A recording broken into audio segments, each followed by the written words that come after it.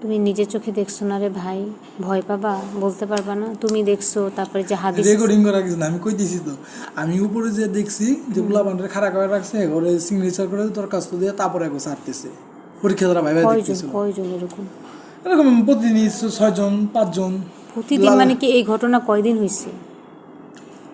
Technology পরীক্ষা গ্রুপের একজন হয়েছে ওরা, তারপরে হইতেছে গিয়া ওই যে টিকিট ক্লাম্বে যারা আসছিল ওরা পরীক্ষা দিতেছে।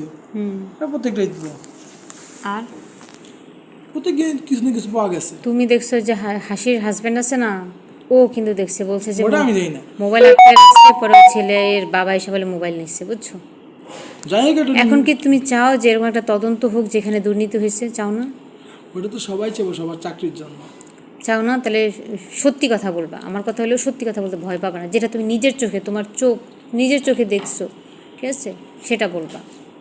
যেটা তুমি নিজের চোখে দেখছো সেটা